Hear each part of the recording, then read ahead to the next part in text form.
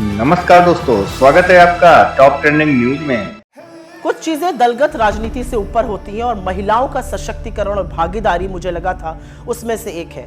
मैं आज इस देश की एक महिला होने के नाते बोलना चाहती हूँ। एक वो महिला जो नौकरी करती थी और फिर लगा कि सार्वजनिक जीवन में बदलाव का सबसे सशक्त माध्यम है राजनीति से जुड़ जाना। ऐसा इस देश की बहुत सारी महिलाओं को लगता है। एक आधी आबादी है जिसको ये लगता है कि उनका प्रतिनिधित्व होना चाहिए, उनको आरक्षण मिलना चाहिए। तो जब मोदी सरकार ने विमेंस रिजर्वेशन बिल की, महिला आरक्षण की बात की, तो हम प्रफुल्लित हो उठे। हमें लगा चलो जो काम हमने शुरू किया था, जिसकी ओरिजिनल शिल्पकार यूपीए की सरकार श्रीमती सोनिया गांधी थी, हमने राज्यसभा में बिल पारित कराया था, अब वो क्रियान्वित होगा। लेकिन अब पता चला कि मोदी जी की नीति और नियत दोनों में खोट है। आज भी महिला आरक्षण पर किंतु परंतु अपितु से पूरा बिल भरा पड़ा है। आज भी यह जुमला इसलिए दिया गया क्योंकि अपनी आगामी हार साफ दिख रही है और मोदी जी के स्कोर कार्ड पर नील बटा सन्नाटा है। तो महिलाओं को एक जुमला दे दिया गया महिला आरक्षण का, लेकिन असलियत इस बिल में साफ हो गई, क्योंकि यह बिल साफ तौर से कहता है कि महिला आरक्षण तभी होगा जब पहले जनगणना होगी, फिर डिलिमिटेशन होगा और उसके बाद महिला आरक्षण क्रियान्वित होगा। मतलब 2029 से पहले महिला आरक्षण संभव ही नहीं है।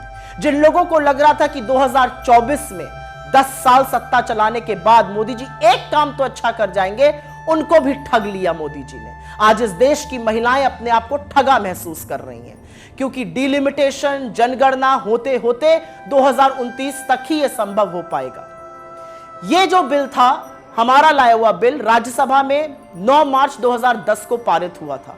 अगर आपकी नीति और नियत साफ होती तो आप उसी बिल को लोकसभा में लाते, बिना कंडीशन के उसको पास कराते और महिला आरक्षण एक रियलिटी बनता। लेकिन असलियत यह है कि आपने महिला आरक्षण के नाम पर भी देश की आधी आबादी को एक जुमला थमा दिया। बहुत कुछ कहने से ज्यादा एक ही चीज कहना चाहती हूं आज। अगर आपकी नीति साफ है तो आपको फिर से जाकर वही काम करना चाहिए जो हमने किया था। किंतु परंतु अपितु हटाइए, महिलाओं के सशक्तिकरण की बात कीजिए। जो दूरदर्शिता राजीव गांधी जी ने दिखाई, आज उसका परिणाम है कि 30 लाख से ज्यादा निर्वाचित लोकल बॉडी इलेक्शंस में 10 लाख से ऊपर महिलाएं हैं। जो दूरदर्शिता और दृढ़ निश्चय सोनिया जी ने और मनमोहन सिंह जी ने दिखाया था, वो एक बार अगर आप दिखाते तो 2024 के चुनावों में महिलाओं की 1/3 भागीदारी होती।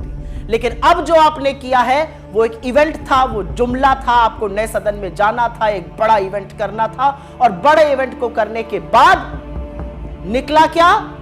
खोदा पहाड़ और निकली चूहिया।